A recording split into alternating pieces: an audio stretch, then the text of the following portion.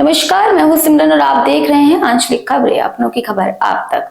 आज की बड़ी राजनीतिक हलचल, भारत अमेरिका व्यापार समझौते पर सियासत तेज। नेता प्रतिपक्ष राहुल गांधी ने सरकार पर गंभीर आरोप लगाए हैं। राहुल गांधी का ये कहना है कि प्रधानमंत्री और उनके मंत्री इस डील को लेकर भ्रम फैला रहे हैं। उनके मुताबिक ये समझौता देश के कपास किसानों और टेक्सटाइल एक्सपोर्टर्स के लिए खतरे की घंटी बन सकता है। राहुल गांधी ने चेतावनी दी है कि भारत का टेक्सटाइल उद्योग और कपास की खेती करोड़ों लोगों की रोजी रोटी का आधार है। अगर इन क्षेत्रों पर मार पड़ी तो बड़े पैमाने पर आर्थिक संकट पैदा हो सकता है। उन्होंने आरोप लगाया है कि नरेंद्र मोदी सरकार ने ऐसा समझौता किया है जो किसानों और व्यापारियों को गहरी चोट पहुंचा सकता है। नमस्कार। हिंदुस्तान का टेक्सटाइल सेक्टर 5 करोड़ परिवारों को रोजगार देता है। नरेंद्र मोदी जी की जो यूएस डील है वो हिंदुस्तान के टेक्सटाइल सेक्टर को खत्म कर देगा, नष्ट कर देगा। ये बात नरेंद्र मोदी जानते हैं और पूरा हिंदुस्तान जानता है। मैंने पार्लियामेंट हाउस में समझाया कि बांग्लादेश को फ्री पास 0% टैक्स और हिंदुस्तान को 18% टैक्स। इसका नतीजा होगा कि बांग्लादेश की टेक्सटाइल इंडस्ट्री हिंदुस्तान की टेक्सटाइल इंडस्ट्री को खत्म कर देगी। Now what have you done?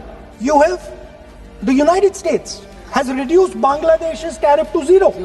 And our tariff is 18%. What do you expect our textile people to do? Their competitor is Bangladesh. If Bangladesh imports US cotton, they have 0% duty. Finished. Textile industry gone.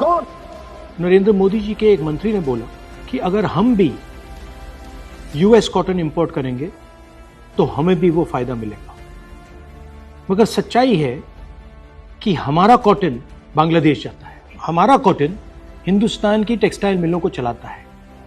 तो अगर हमने बांग्लादेश का रास्ता चुना तो हमारे पूरे के पूरे कपास के किसान और कॉटन की इंडस्ट्री खत्म हो जाएगी, और अगर हमने नहीं चुना तो हमारी टेक्सटाइल की इंडस्ट्री खत्म हो जाएगी। ये सच्चाई है।